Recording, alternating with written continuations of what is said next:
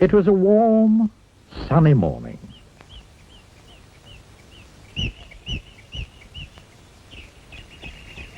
In his small house at the other side of the wood, Mr. Tickle was asleep. You didn't know that there was such a thing as a tickle, did you? Oh, well, there is. Tickles are small and round, and they have arms that stretch and stretch and stretch. Extraordinarily long arms. Mr. Tickle was fast asleep. He was having a dream. It must have been a very funny dream, because it made him laugh out loud. And that woke him up. He sat up in bed, stretched his extraordinarily long arms, and yawned an enormous yawn. Mr. Tickle felt hungry, so do you know what he did? He reached out one of his extraordinarily long arms, opened the bedroom door, reached down the stairs, opened the kitchen door, reached into the kitchen cupboard, opened the biscuit tin, took out a biscuit, brought it back upstairs, and back to Mr. Tickle. As you can see, it's very useful indeed, having arms as long as Mr. Tickle's. Mr. Tickle munched his biscuit. He looked out of the window. Today looks very much like a tickling day, he thought to himself. So, later that morning, after Mr. Tickle had made his bed and cooked his breakfast, he set off through the wood.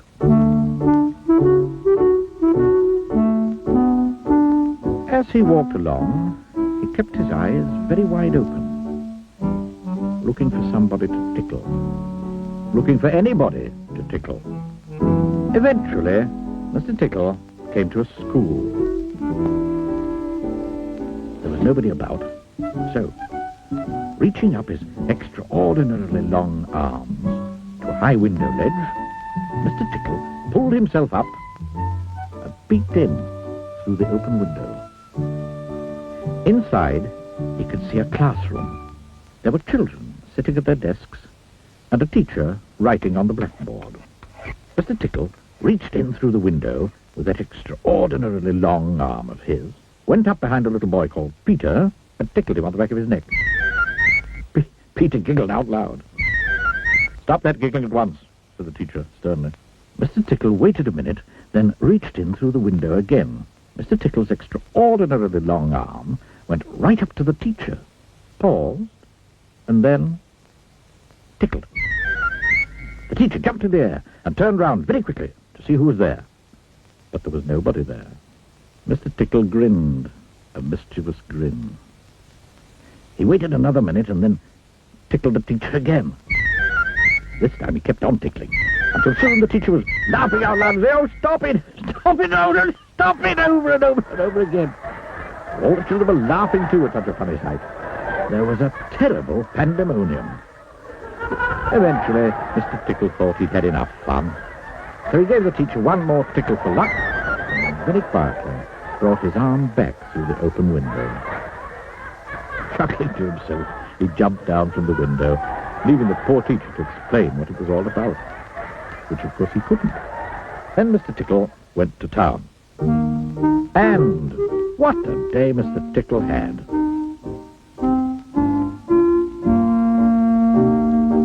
Tickled a policeman on traffic duty at the crossroads in the middle of the town. It caused an enormous traffic jam.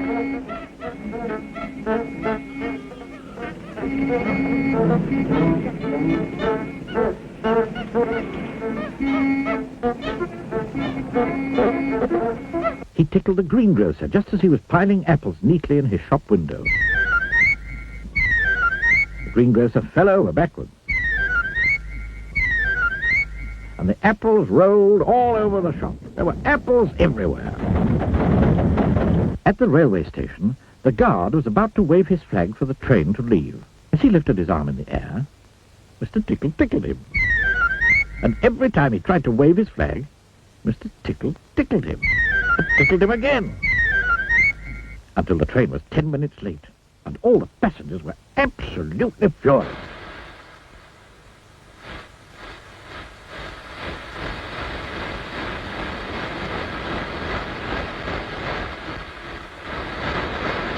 That day, Mr. Tickle tickled everybody. He tickled the doctor.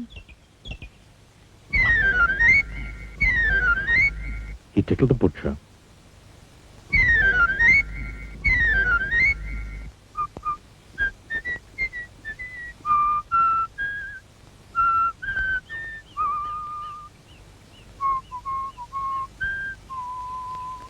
He even tickled old Mr. Stamp, the postman, who dropped all his letters into a puddle. Then Mr. Tickle went home.